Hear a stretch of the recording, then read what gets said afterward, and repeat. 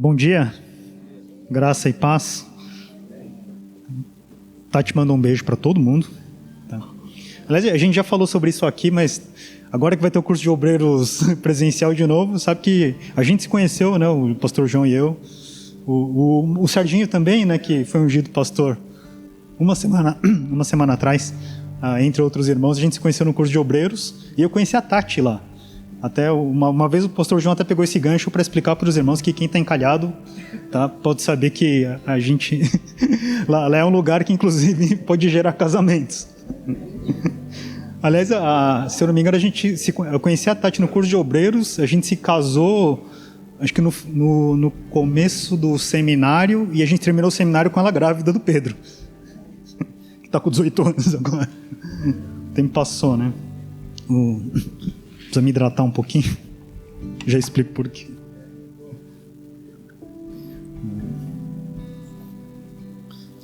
Se vocês notarem alguma dificuldade de mobilidade aqui, tá doendo tudo da cintura para baixo. Comentei com o João.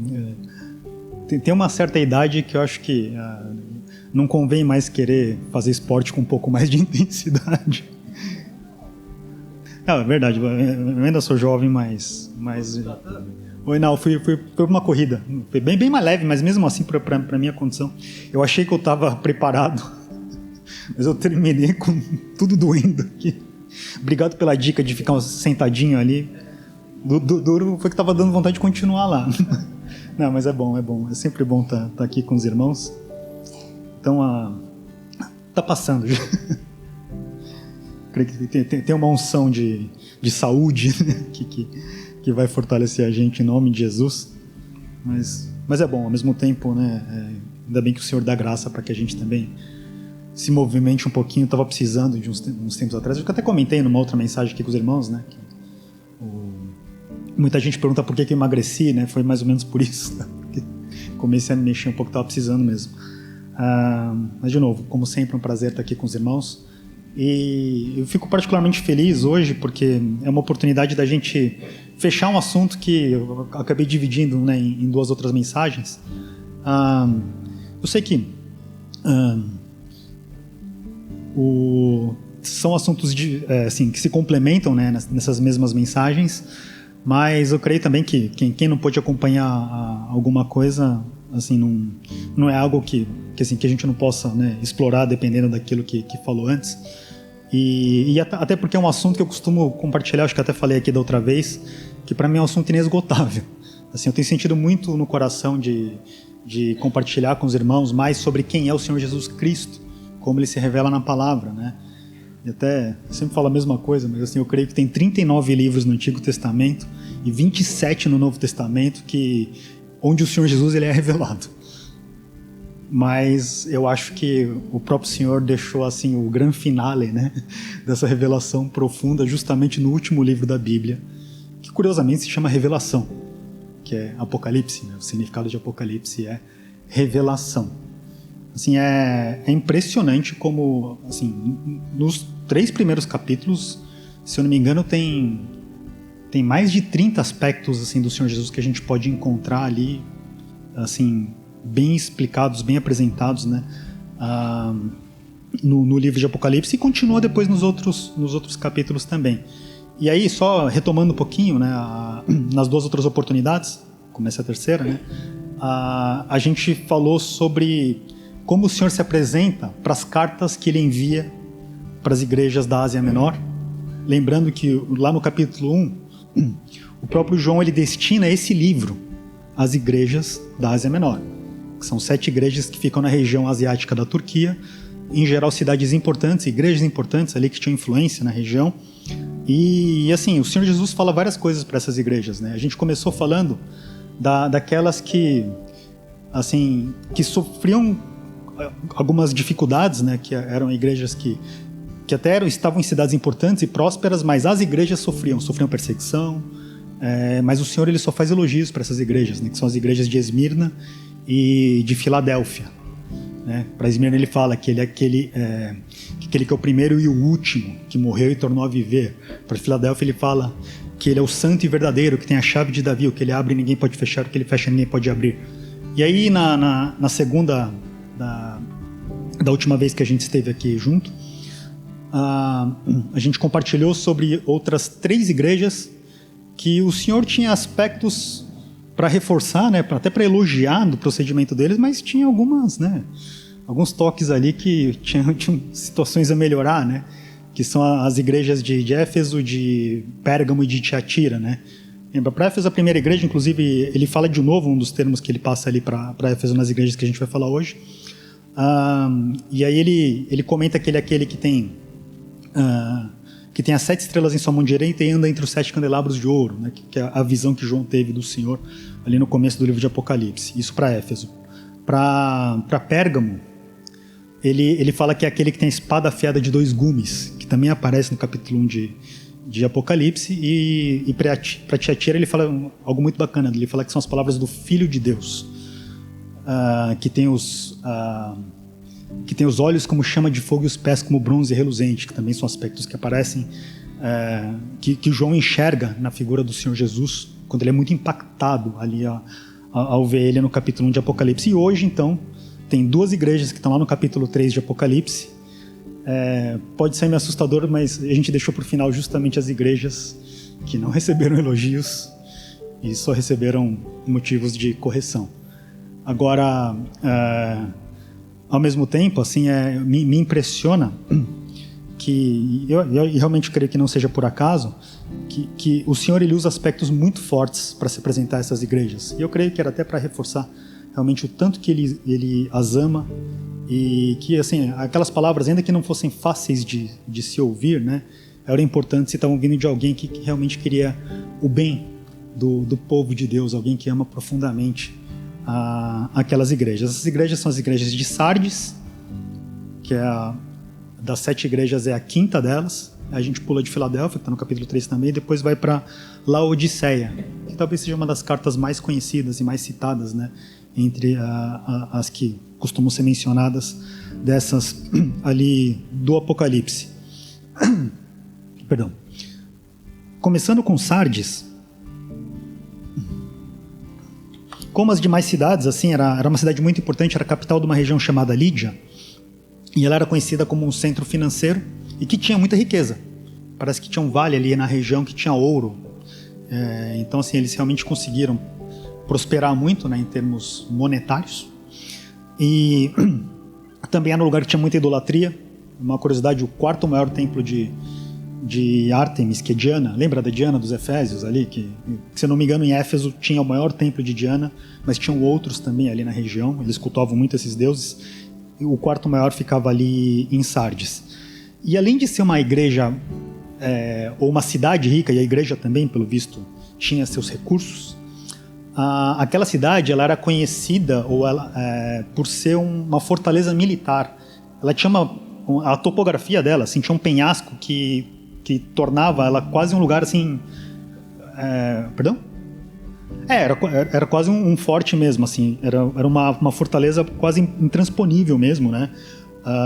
Pela região geográfica, e o exército era muito forte. Então, assim, eles se sentiam muito seguros pelo poderio militar que eles tinham e por ser uma região de difícil acesso, né?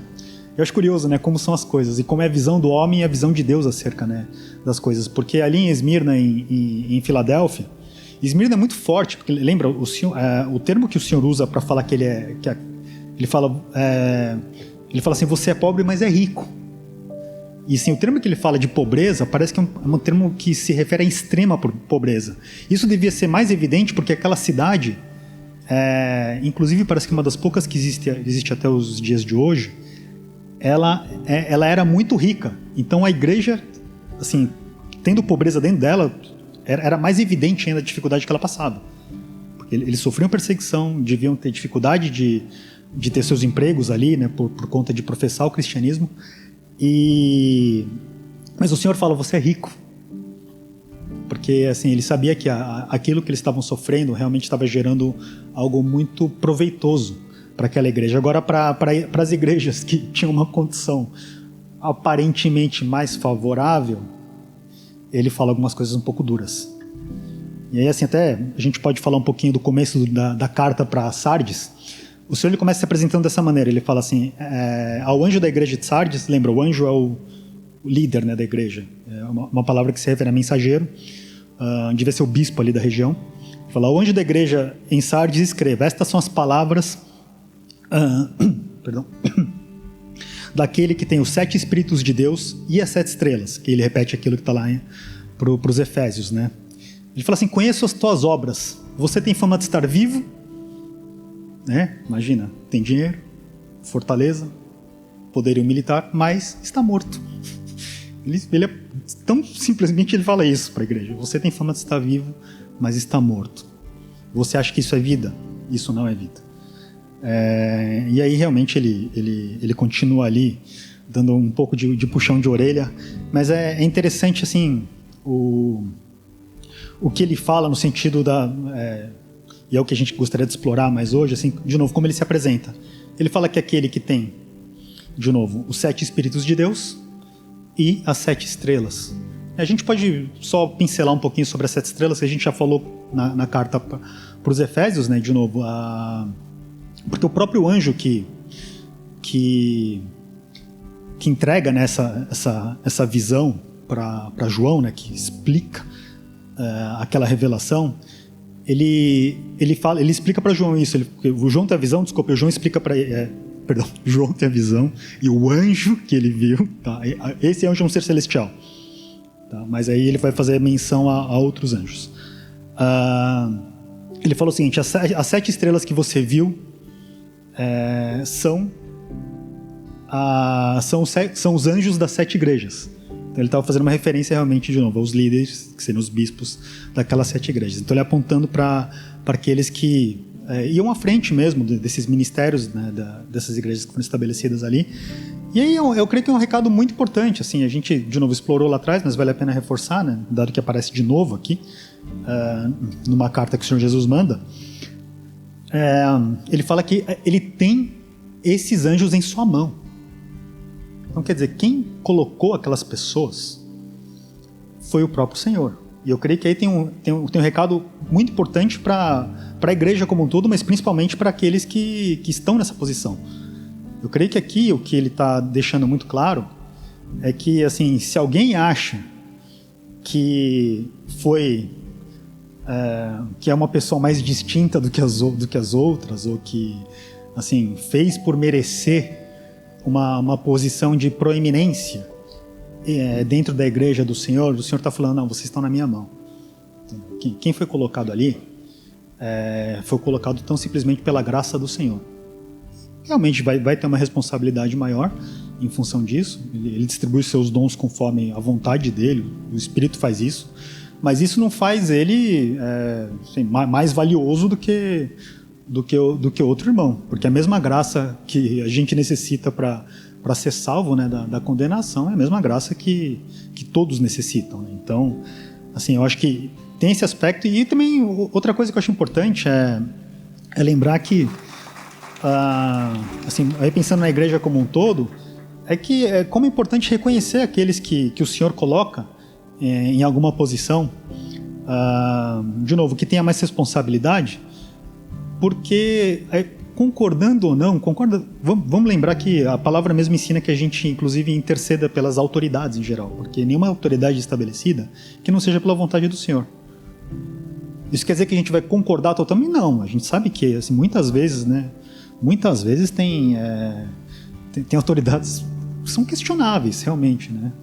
Vou começar para quem tá aqui hoje, mas, assim, eu creio que o que o Senhor ele está ensinando aqui eu gosto muito sempre do exemplo de Saul e Davi, né? Porque Davi ele foi ungido rei de Israel por Samuel quando ele era um adolescente.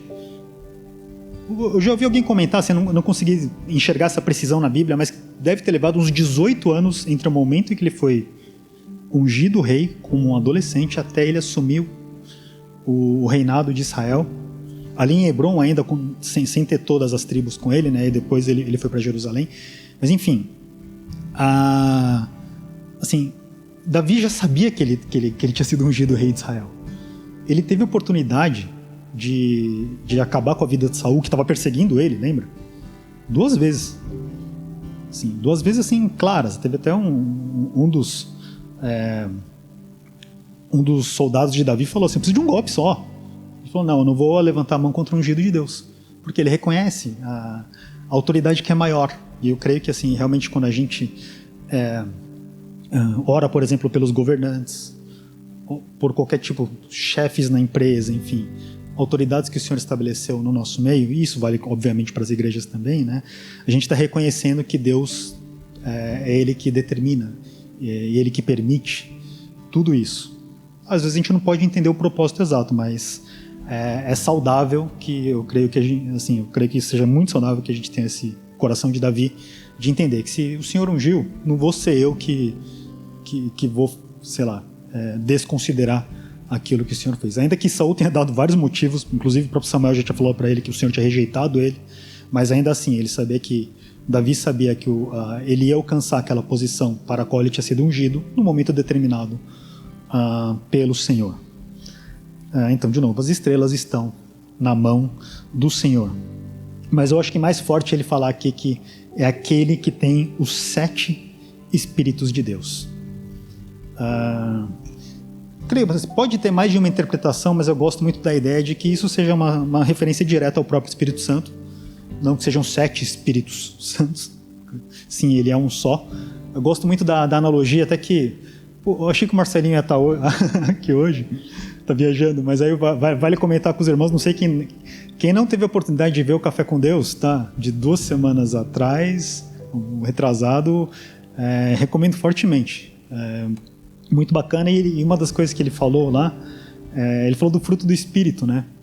Que fruto do Espírito no singular, né? Tem vários aspectos do fruto do Espírito, mas tudo bem que aqui até tá no plural, mas quando a gente lê lá, acho que é em Gálatas ou em Efésios, em Gálatas, né?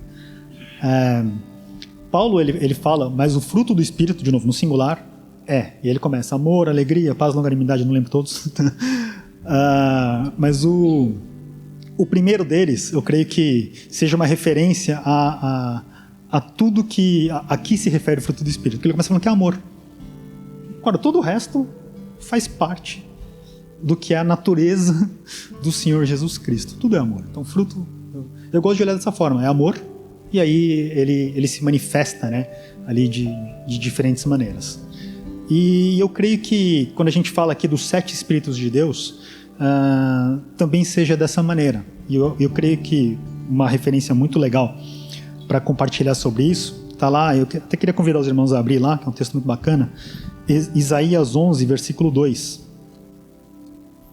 A gente pode já começar pelo versículo 1.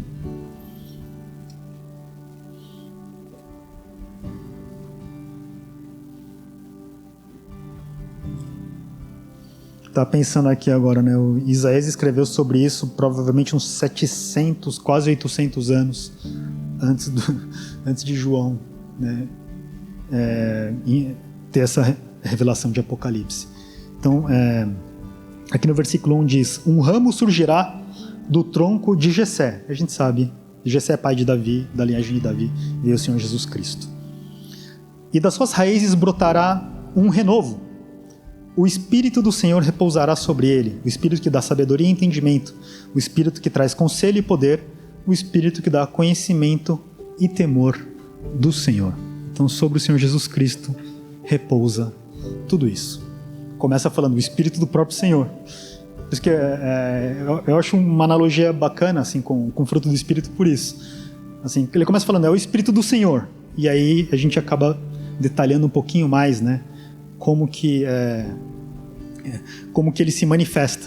Eu creio que está falando do mesmo Espírito, que é o Espírito Santo, que enche as nossas vidas, e glória a Deus por isso, e que em todo o tempo ali agiu no interior do Senhor Jesus Cristo, e eles estão juntos em concordância desde a eternidade, aliás, desde a criação do mundo, desde antes da criação do mundo, e será assim até a eternidade, porque é assim que se estabelece o governo de Deus, em plena concordância nas 3 pessoas pelas quais o Senhor, nosso único Deus, ele se manifesta. Mas de novo, então o Espírito do Senhor, que é do próprio Deus. Uma coisa que eu acho bacana, que a gente aprendeu, aliás, a gente teve essa aula junto, né?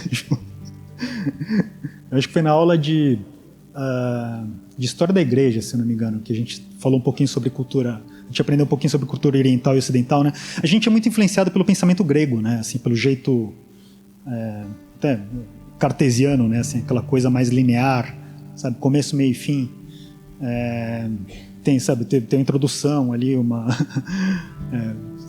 tem uma tese assim que termina com uma conclusão. E parece que assim o estilo do hebraico ou de outras culturas orientais, né? Ele não é tão linear, ele é um pouco mais circular. Assim, às vezes a ideia final vem no começo e aí vai explorando de outras maneiras e voltando para aquela ideia. Talvez, assim, não só pelo conteúdo, mas talvez por isso que eu imagino que não seja só eu aqui que tenha mais facilidade de ler o Novo Testamento do que o Antigo Testamento, de novo. Tem as diferenças de conteúdo, mas também o jeito de escrever, né? O jeito de entender, assim, que a gente está mais acostumado, eu creio que seja mais parecido com a cultura grega, lembrando que o Novo Testamento inteiro ele é escrito em grego, né? O Antigo Testamento praticamente todo em hebraico, com alguns trechos em aramaico, eu não lembro se tem mais algum outro idioma, mas eu acho que são esses. Mas enfim, por que eu queria comentar isso? Porque ele começa falando de cara assim o final, esse é o Espírito de Deus, né? E aí depois ele fala aqui da sabedoria e entendimento, traz conselho e poder, que dá conhecimento e temor do Senhor. E acho legal também que ele apresenta aos pares, né, essas ideias de como é o Espírito que está sobre o Senhor Jesus Cristo, que é o Espírito de Deus, que eu creio que é uma referência a esses 7 Espíritos que o Senhor Jesus ele trouxe para João quando ele se apresenta para essa igreja de Sardes. Mas por que de tudo isso? Assim, tem 3 termos aqui que eu acho que são praticamente sinônimos, eu até tenho dificuldade às vezes de tentar separar, que é sabedoria, entendimento e conhecimento. Creio que tudo isso fala, né, assim, até de coisas que andam ao redor da inteligência, assim, né, daquilo que é bom, né, assim, no sentido de tomar boas decisões e tudo mais.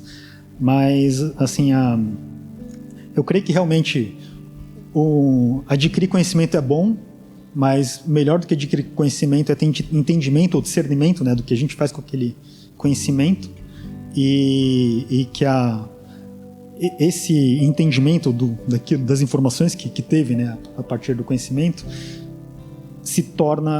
isso se torna sabedoria quando afeta a nossa maneira de agir. É a aplicação do entendimento, eu creio que seja um agir de um sábio, né? Essa é uma das explicações que eu encontrei, achei interessante. Mas de novo, começa com conhecimento, né? É bom ter informações, mas informações, alguém pode guardar milhares de informações, né? Mas assim, se não discernir aqui o que é bom e o que é ruim, não vai adiantar muito. Agora, ainda que venha a discernir, né, se aquilo não levar a boas decisões, a boas ações, também não vai ser necessariamente uma forma sábia de agir. Mas de novo, nesse Espírito de Deus ele começa falando assim, aí tem sabedoria e o próprio discernimento ali que andam muito em conjunto, né? Aí o segundo par que ele menciona aqui, dessas características do Espírito de Deus, está em conselho e poder, que também me parecem ser 2 coisas que andam muito próximas. Por quê? Tem um provérbio muito citado, assim, o pastor Shurico gosta de mencionar bastante ele, e eu creio que é um dos bons conselhos que a gente pode receber e compartilhar. Sabe qual que é o bom conselho? Que é bom buscar conselho. Porque tem um provérbio que fala que na multidão de conselheiros há vitória. E assim, e muitas dessas diretrizes que a gente vê ali em provérbios, até muitas colocações de salmos também, falam de um ambiente de batalha. Vamos lembrar que assim, os reis em geral daqueles tempos de Israel, eles eram líderes militares. Então assim, quando fala de vitória, normalmente está falando de vitória nas batalhas. Então bons conselhos falam de poder também, porque assim, para alcançar a vitória, para ter força, poder, né, diante de conflitos, por exemplo, é bom que haja assim os conselhos. E como isso combina, né, com a igreja de Sardes, porque provavelmente eles achavam que eles não precisavam talvez de ajuda dos outros. Assim, eles de repente como igreja ali tendo muitos recursos, tendo um poderio militar, não se viam como uma igreja que necessitasse do conselho de outras pessoas, ou se via muito capaz de lidar com aquilo de que tinha necessidade, porque tinha recursos talvez na vida passageira, né, para essa vida, mas não estavam entendendo o valor maior que é a fé simples no Senhor Jesus Cristo. E aí ele termina falando de conhecimento e temor do Senhor. E é interessante, né, que também lá em Provérbios, mais de uma vez, aliás, eu acho que logo lá no capítulo 1, no capítulo 2, Salomão, né, ele diz que o temor do Senhor é o princípio da sabedoria. Mas eu creio que o temor do Senhor ele é muito relacionado com conhecer quem o Senhor é. Mas assim, conhecer simplesmente tendo informações de quem Ele é uma coisa. Agora, quando a pessoa tem a dimensão de que Ele não só é esse Senhor Deus Todo-Poderoso, mas Ele é um Deus presente e próximo, e como é bom Ele estar perto da gente, aí o temor, eu creio que realmente se torna sabedoria. Porque isso vai falar de buscar na fonte tudo aquilo que de que a gente necessita. Começa no conhecimento de Deus, mas o conhecimento, de novo, de ter informações sobre Deus é uma coisa. Agora, outra coisa, e isso vale para a prática, eu creio que a sabedoria na prática justamente, ela vai crescer nas nossas vidas à medida que a gente ganha conhecimento por experiência. Assim, aliás, eu acho que creio que todo mundo aqui que tem uma experiência de trabalho sabe que assim, a gente pode aprender muita coisa, né, no mundo acadêmico e tudo mais, mas eu até estava vendo que assim, a gente fala nos dias de hoje, né, muito sobre esses programas de desenvolvimento, né, para os colaboradores da empresa inteira, e tem uma regra ali que eles chamam de 70, 20, 10, se não me engano, que 10% é ensino formal. Assim, quando a gente pensa no desenvolvimento e aprendizado das pessoas, assim, só 10% assim, se refere a ensino formal. Não lembro que eram os outros 20, acho que os outros 20 era, se não me engano, era na interação com as pessoas, né? E os 70 era na prática. Então, assim, o conhecimento por experiência, eu creio que é o que gera sabedoria. E por que eu queria comentar disso? Porque eu creio que, assim, temor do Senhor, ele vai virar sabedoria, porque isso é necessário para que a gente venha a conviver com Ele, experimentar quem Ele é. Temor, quando a gente olha para temor, dá a impressão de medo, né? Não é para ter medo de Deus? Até acho que é. Cá entre nós, alguém que pode decidir a nossa eternidade, se vai ser em salvação eterna ou condenação eterna, né? Dá motivo para ter medo, né? Imagina, até em Apocalipse, inclusive, se olhar assim, o que vai ser assim, o estabelecimento da justiça do Senhor, às vezes assusta um pouco. Tem questões que são amedrontadoras, assim, acho que, mas até eu estou lembrando do que está lá no livro de Tiago, no final do livro, não sei se no capítulo 4, capítulo 5, ele fala assim: crês tu que Deus é um? É bom, não é, crer que Deus é um? Ele fala: faz bem, até os diabos creem e tremem. Então, de novo, assim, esse temor, ele é válido em função daquilo que o Senhor pode fazer. Mas eu creio que quando fala de temor como princípio da sabedoria, está falando da nossa reação em relação a quem o Senhor é, de fato. Essa pessoa que ama a gente a ponto de entregar a própria vida. Que deseja ardentemente estar perto de cada um de nós. De ter um relacionamento de intimidade com cada um de nós. De novo, ele quis tanto recuperar isso que o pecado separou o homem dele, que ele derramou o próprio sangue numa cruz. Sofreu todas as tentações, toda a condenação do pecado, por nossa causa. Por quê? Porque ele não pode ir contra a natureza dele.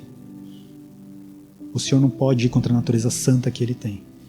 Então o único jeito de ele poder conviver com cada um de nós era que a gente tivesse realmente os pecados pagos da única maneira que os pecados podem ser pagos, que é com morte. Então ele foi lá e foi no nosso lugar. Por quê? Porque ele queria se relacionar com a gente.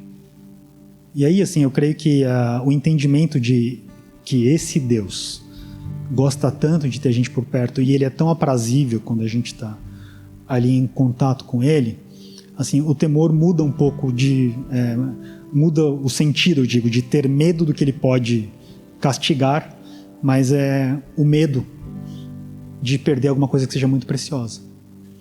A gente não tem medo, às vezes, de ficar longe das coisas, e principalmente das pessoas que mais ama. Eu creio que isso, assim, quando a gente tem esse medo, realmente, não é medo do que o Senhor pode fazer com a gente, mas medo de que Ele não esteja presente, porque a gente precisa demais que Ele esteja do nosso lado.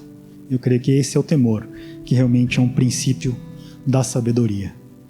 E quanto mais a gente conhece quem é o nosso Deus, a gente vai discernir melhor como Ele é e vai se relacionar mais com Ele, vai ter conhecimento por experiência, e isso se transforma em sabedoria.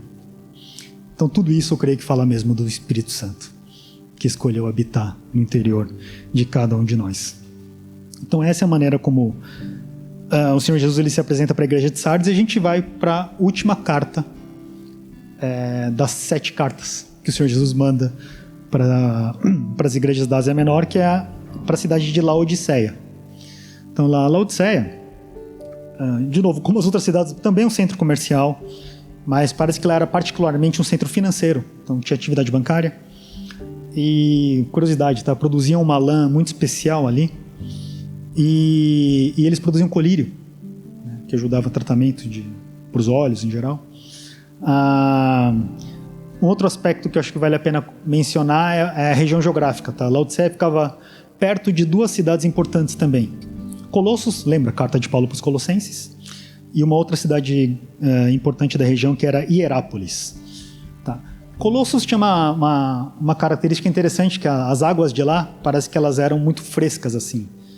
Eram águas frias que eram muito boas para se beber, para trazer refrigério. Né? E Hierápolis tinha águas termais. Então as águas lá eram quentes e eram usadas em tratamento medicinal. Então assim, eram cidades conhecidas, né, por esses aspectos, que tinham água boa em diferentes sentidos, né? Uma água boa porque era fria, uma água boa porque era quente. E sabe o que acontecia? Essa água, provavelmente Laodiceia, né, não tinha acesso a águas boas assim, então eles traziam a água por aqueduto. No aqueduto, a água que era fria esquentava, chegava lá morna. E a água que era quente também não era mais quente quando chegava lá morna. E assim, eu lembro que eu vi um estudo que falava que ela era essa água morna, ela causava enjoo nas pessoas. E eu creio que a maioria dos irmãos aqui sabe o que o Senhor fala para a igreja de Laodiceia. Como que ele se apresenta? Ele fala assim: ao anjo da igreja em Laodiceia, escreva: estas são as palavras do Amém, a testemunha fiel e verdadeira e o soberano da criação de Deus. Fala: conheço as suas obras, sei que você não é frio nem quente. Melhor seria que você fosse frio ou quente, né? Melhor seria que você fosse que nem Colossos ou que nem Hierápolis. Mas ele fala assim: porque você é morno, estou a ponto de vomitá-lo da minha boca. E mais na frente ele explica, né? Na sequência ele já que era essa mornidão, ou na verdade eu creio que aqui ele está falando assim, essa água aí, ou vocês acham que presta para alguma coisa, mas não estão servindo muito não, desse jeito não serve. E o que é ser inútil no sentido dessa igreja? Ele fala: você diz, estou rico, adquiri riquezas e não preciso de nada. Então achar que não precisa de Deus é ser inútil para o Senhor. E aí ele continua falando: não reconhece, porém, que é miserável, digno de compaixão, está pobre, cego e que está nu. Não reconhece, porém, que todas essas coisas. E ele dá alguns conselhos. Ele fala: dou-lhe este conselho: compre de mim ouro refinado no fogo. Eles tinham muito dinheiro lá. E você vai ser rico. Aí ele continua falando: compre roupas brancas e vista-se para cobrir a sua vergonhosa nudez. Eram conhecidos pela indústria têxtil, mas ele fala: vocês estão nus. E termina falando: e compre colírio para ungir os seus olhos e poder enxergar. Tudo aquilo que eles achavam que tinha valor e era presente naquela cidade, o Senhor fala: não vale nada. Isso faz de vocês inúteis. Agora, antes de dar essas palavras fortes, eu creio que ele reforça muito, de novo, quem era que estava dando essas instruções. Por quê? Porque amava demais essa igreja, como ama todas. Entendeu? Não quer dizer que porque ele deu uma palavra de correção, aliás, qual que era o intuito dessa palavra de correção? Ele quer ter relacionamento com todo mundo, inclusive com cada uma dessas pessoas. Devia estar difícil, porque eles já não precisavam de Deus. Como é que eles vão ter relacionamento com Deus se eles acham que não precisam e podem confiar nas coisas que eles têm? Mas o Senhor, que ele começa falando que ele é o Amém, de novo. Amém, a testemunha fiel, verdadeiro e soberano da criação de Deus. Olha, se eu pudesse escolher uma dessas palavras que faz referência ao Senhor Jesus, eu acho que eu escolheria o Amém. Assim, é de uma profundidade, assim, porque, assim, eu creio que isso deixa muito claro de que ele é aquele que assim, é confiável em todos os aspectos, assim, é pleno, assim, não tem, assim, ele é a verdade absoluta, sabe? Não existe nenhum relativismo em relação à verdade que ele é, né? E só assim uma explicação rápida em relação ao significado de Amém, dependendo do contexto, tá? Inclusive eu não sabia disso, que se Amém for usado no começo da frase, significa verdadeiramente. É uma maneira de reforçar aquilo que você vai falar. Assim, lembra que o Senhor Jesus falou várias vezes, né? Verdadeiramente, eu sei que todo mundo sabe que ele não mente em hipótese alguma, mas ele reforçava, né? Muitas vezes reiterando dessa maneira. Então, quando Amém aparece no começo é nesse sentido. E no final é aquilo que a gente em geral conhece, que é o assim seja, né? Que assim seja, isso é o Amém. Então é uma expressão de concordância. Assim, e eu creio que isso fala muito da natureza do Senhor Jesus. A gente comentou aqui que o reino dos céus ele funciona em plena concordância, né? Pai, Filho e Espírito Santo. Eles em todo o tempo concordam um com o outro. Eu creio que o cumprimento do governo de Deus é o Senhor Jesus Cristo, porque ele é o Amém. Não é à toa que ele falou para os religiosos, ele falou, eu não vim revogar a lei, mas eu vim para cumprir. Ele é o cumprimento da lei, ele é o cumprimento dos profetas, ele é o cumprimento de tudo que é do Senhor. Ele é o cumprimento da vontade de Deus em todos os aspectos. Isso é ser o Amém. E é uma curiosidade, sabe que eu estava vendo que é uma palavra de origem hebraica que não tem assim um equivalente, né, em outros idiomas em geral. Então, normalmente, ela tem pouquíssimas variações de um idioma para outra, né, para outro. Assim, porque tem palavras que mudam demais, né, assim, do jeito de se falar. Até uma vez eu estava brincando com a Tati porque sabe aquela música A Bênção, que é baseada ali em números da Bênção de Arão, né, de número 6. Essa é uma música que, se eu não me engano, ela assim, o Senhor inspirou uns irmãos ali de uma igreja no Texas, acho que é a Gateway Church, tem um louvor muito bacana lá. E aí, assim, foi pouquinho antes da pandemia, né, estourar mesmo, que saiu essa música e muita gente começou a declarar essa bênção, né, coisa bacana, né. E aí eles fizeram um evento na igreja que trouxeram intérpretes de várias nações para cantarem as versões, porque ela foi traduzida, né, para vários idiomas, para cantarem no seu idioma. Inclusive a brasileira era Ana Paula Valadão, e o que é mais bacana ainda é que quem cantou em finlandês é um brasileiro também. Porque o filho do Ademar de Campos, ele mora na Finlândia. É fluente em finlandês, curiosidade, tá? Ele cantou em finlandês, realmente não sei o que ele estava cantando naquela hora, mas aí eu vi um cara cantar, eu falei pra Tati quando eu vi aquele vídeo, aliás, quem quiser ver, tem no YouTube, é muito bacana essa música, em vários idiomas. Eu falei pra Tati, eu sei como é que fala Amém em coreano. Amém. Que o coreano entrou, falou alguma coisa que eu não faço ideia, mas aí quando entra naquele refrão ele disse Amém. Como em vários outros idiomas eles repetiam juntos o Amém. Então, é a unidade, a concordância em todas as coisas. Essa liga, eu creio que é a pessoa do Senhor Jesus Cristo. E ele também fala que ele é testemunha fiel e verdadeira. A testemunha autêntica de tudo. Testemunha no Novo Testamento aparece bastante em Apocalipse esse termo, né?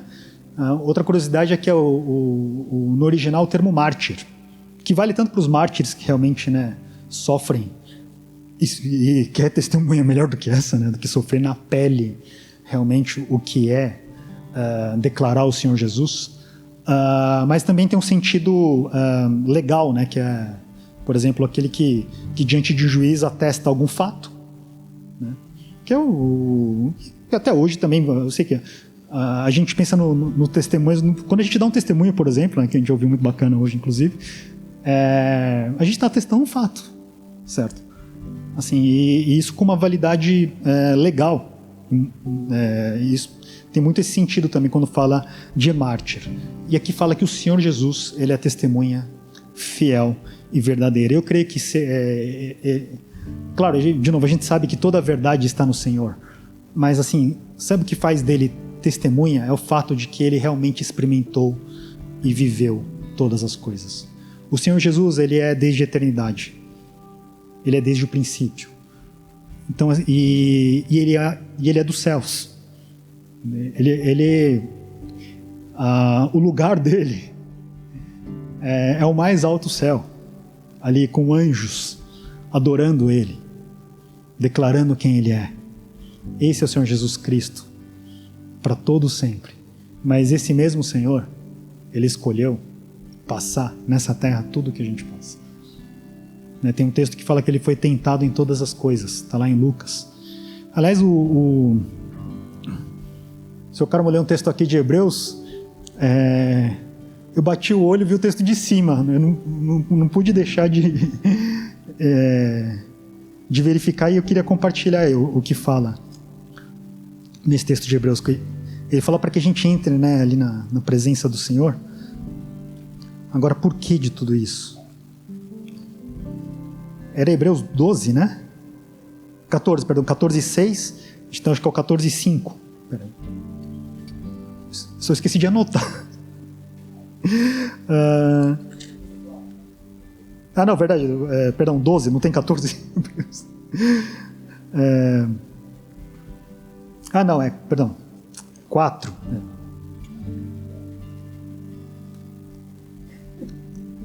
Não anotei mesmo, né? Estava dando até mais um capítulo em Hebreus. Hebreus 4,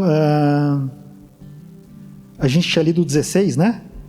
Então, olha o que fala no 15. Pois não temos um sumo sacerdote, que é o Senhor Jesus, que não possa compadecer-se das nossas fraquezas, mas sim alguém que, como nós, passou por todo tipo de tentação, porém sem pecado.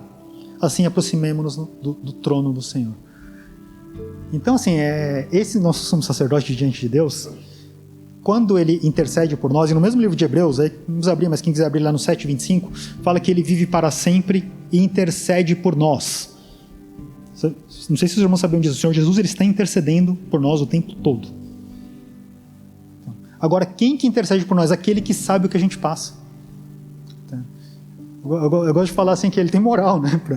Porque uma coisa assim, claro que a gente pode interceder por aquilo que não passou, mas assim, para interceder com autoridade, né? E eu creio que o trabalho da intercessão fala de realmente se colocar ali na pele do irmão, né? E clamar para o Senhor como se fosse o irmão que está, ou a causa que está sendo colocada diante de Deus. Assim, quando a gente sabe realmente, sente aquilo que está passando. E aliás, o próprio Espírito faz isso. Eu não sei quem assim, pratica mais intercessão. Pode até perguntar assim, para as pessoas que testemunham de como é orar por outras vidas. Às vezes, assim, chegam a sentir até as mesmas dores, assim, né? No sentido de ter esse entendimento. Eu creio que é algo que o Senhor provê, porque assim, a pessoa realmente clama como quem está passando por aquilo. Assim, porque, de novo, isso eu creio que dá muita autoridade. Né? Porque, de novo, ele não está falando de algo que ele não saiba. Não, ele sabe, porque ele passou coisa pior. Então, e foi tentado realmente em todas as coisas. Então, aquele que intercede em nosso favor, ele é uma testemunha fiel e é verdadeira. Ele sabe a máxima riqueza dos céus e ele sabe abrir mão de tudo que for necessário por amor das nossas vidas. E é ele que intercede por nós o tempo todo diante de Deus. Sofreu todas as aflições dos homens. Então, a nossa aflição, eu sei que às vezes a gente passa por... Todos nós estamos sujeitos a aflições que são muito severas. Assim, quem somos nós para achar que sabe exatamente o que o irmão está passando? Mas o que eu posso dar certeza para os irmãos é que o Senhor Jesus, não só porque Ele conhece todas as coisas, Ele é onisciente, Ele é Deus, mas porque Ele também experimentou o que é todo tipo de sofrimento. Então, Ele realmente é o cara que mais tem moral e autoridade para interceder em nosso favor. E engraçado que a versão que eu trouxe, eu estou na NVI, eu gosto bastante dela, mas esse termo aqui, eu acho que as outras traduções são até um pouco melhores. Quando fala, aqui está soberano da criação de Deus, mas em outras versões está o princípio da criação de Deus. Ele é desde sempre. De novo, falando da natureza do Senhor Jesus Cristo. Acho que eu já falei isso outras vezes aqui, mas assim, os evangelhos, né, é muito bacana assim, olhar a diferença dos evangelhos e perceber, né, alguns detalhes, porque tem propósito em tudo isso, né? Vamos lembrar que Mateus, um judeu, né, escreveu para o povo judeu. Então a gente vê muita referência do Senhor Jesus como rei. E assim, ele faz muita questão de deixar claro que o Senhor Jesus, ele também é herdeiro, né, de toda, na linhagem humana dele, da promessa, porque quando Mateus apresenta a genealogia do Senhor Jesus, ele vai até Abraão, né, que foi aquele que recebeu a promessa de Deus. Mas assim, eu creio que ele enfatiza muito disso, né? Assim, é o filho de Davi, é o rei que é ali da linhagem de Abraão. Assim, Marcos é um evangelho, ele não tem genealogia ali, mas ele foi escrito para os romanos, né? Os romanos eram muito do trabalho, então a gente vê o Senhor Jesus ali já em ação assim no primeiro capítulo, né? Interessante isso. E Lucas, ele era um grego que escreveu para os gregos. E assim, eu creio que ele reforçou muito o lado do Senhor Jesus como homem, a humanidade do Senhor Jesus, e que, na minha opinião, até reforça mais a divindade dele, como esse Deus que nos ama a ponto de se fazer exatamente esse homem. E Lucas, ele faz a genealogia do Senhor Jesus até Adão, tá? Curiosidade. Então assim, o primeiro homem foi ali, dali veio uma linhagem que chegou ao Senhor Jesus. Mas o melhor de tudo para mim é o Evangelho de João. Porque assim, a gente vê a genealogia terrena do Senhor, já é algo impactante, porque assim, é cumprimento de tantas promessas. Agora, o apóstolo João, quando ele apresenta o Senhor Jesus, logo no primeiro versículo, ele fala o seguinte: no princípio era o verbo, ou a palavra, e o verbo estava com Deus, e ele era Deus. Então assim, se tem um texto da Bíblia que deixa muito claro que o nosso Deus habitou entre nós, cheio de graça e verdade, é ali o Evangelho de João. Claro, todos eles têm tantas revelações importantes de que é o Senhor Jesus Cristo. Mas o fato é que, ainda que ele tenha nascido de uma mulher, já de uma maneira milagrosa, não foi ali que ele passou a existir. Ele era desde o princípio. Ele estava desde antes da criação. Ele é o supremo, ele é o primeiro, é o soberano sobre todas as coisas. Ele é o nosso Deus. E não tem a menor dúvida disso.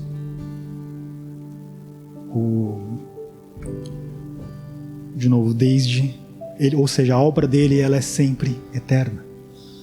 Que a gente pode pensar, né, que a obra do Senhor, ela foi assim, pontual ali naquela cruz, ainda que tenha reflexos na eternidade, mas eu diria até que a morte do Senhor na cruz do Calvário, ela é desde a criação do mundo. Sabe por quê? Uma curiosidade, tá? É um contexto até meio complicado. Tem um texto famoso na Bíblia, que é o capítulo famoso, que é Apocalipse 13. Apocalipse 13 fala da besta, né? Ali, no anticristo. Mas quando ele tem visão, inclusive, de duas bestas, uma que vem do mar e outra da terra, né? E João, ele comenta assim acerca dessa besta que vem do mar, dizendo o seguinte, né? Todos adorarão a besta, a saber, todos aqueles que não tiveram seu nome escrito no livro da vida do Cordeiro, que foi morto desde a criação do mundo. Então, quer dizer, ele é, sim, desde a criação do mundo. O livro da vida, eu creio que ele seja desde a criação do mundo. Mas ele está fazendo uma referência a quem é aquele que tem os nomes no livro da vida. É aquele que foi morto desde a criação do mundo. Então, que não, podemos falar sem medo de errar. Eu sei que as obras de Deus elas são eternas, mas que aquilo que aconteceu numa cruz era um propósito e já era um propósito desde a criação do mundo. Porque o Senhor é conhecedor de todas as coisas e sabia que isso seria necessário para as nossas vidas. E Ele estava desde lá. Tá? Então não foi alguém que apareceu no meio da história. Na verdade, Ele dividiu a história, mas Ele já era. Talvez o depois de Cristo devia voltar talvez para o calendário que começa desde a criação do homem, porque Ele já era. Na verdade, não teria como contar, porque Ele já era muito antes disso, inclusive. Mas enfim, Ele é atemporal, Ele é eterno. Ele existe para todo sempre. E vive eternamente de novo para interceder em favor de cada um de nós. E aí, para a gente concluir um pouco sobre essas duas igrejas, assim, eu acho que o recado importante, assim, lembrando do contexto de cada uma delas, é que assim, sabedoria e segurança, né? Quem não quer ter realmente um bom procedimento e sentir segurança, né? Não está naquilo que o homem consegue prover, mas realmente está no Espírito Santo. É Ele que provê realmente tudo isso, e é através dele que também nós temos esse conhecimento de Deus, com quem nós nos relacionamos e exercemos. E assim experimentamos quem Ele é e crescemos em sabedoria. E outra coisa importante, já que ele falou que ele fala para a igreja de Sardes, né? Se a gente não prestar atenção à voz do Espírito, é como se a gente estivesse morto. Acha que está vivo, mas sem o Espírito nós estamos mortos.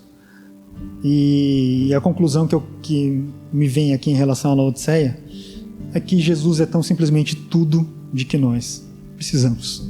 E sem Ele nós não podemos fazer absolutamente nada, igual aparece lá no texto de Romanos 11:36, porque dele, por Ele e para Ele são todas as coisas.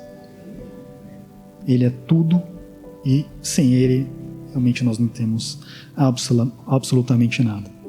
E aí, para terminar, eu queria convidar os irmãos a voltar para o Salmo 2, no qual a gente já tinha compartilhado, né? Final do Salmo 2, a partir do versículo 10, diz o seguinte: por isso, ó reis, sejam prudentes, aceitem a advertência, autoridades da terra, adorem ao Senhor com temor, exultem com tremor, beijem o filho para que não se ire e vocês não sejam destruídos de repente, pois no instante acende-se a sua ira. Como são felizes todos os que nele se refugiam. Se tem uma coisa que eu creio que todo ser humano na face da terra deseja, é ser feliz. E feliz está em conhecer, e felicidade eu creio que está tão profundamente ligada a conhecer e a entender a revelação de quem é o Senhor Jesus Cristo. Eu queria até aproveitar, o pastor João, acho que, não sei se foi na primeira ou na segunda mensagem, mencionou esse texto, que está no começo do livro de João, ali no capítulo 1, que João começa falando, né, que a revelação de Jesus Cristo, né, ele fala que um anjo foi enviado, e aí, sabe o que o anjo fala para ele? Feliz aquele que lê, aliás, eu não lembro se é o próprio João ou eu, mas acho que é o anjo. Feliz aquele que lê as palavras desta profecia, e feliz aquele que ouve, felizes aqueles que ouvem e guardam o que nela está escrito, porque o tempo está próximo. Então, quer ser feliz? Olha para o Senhor Jesus e veja como Ele se revela tão profundamente, né? Aqui na Bíblia inteira, claro, mas eu creio que de uma maneira muito especial no livro de Apocalipse. Muito obrigado, Senhor Jesus Cristo.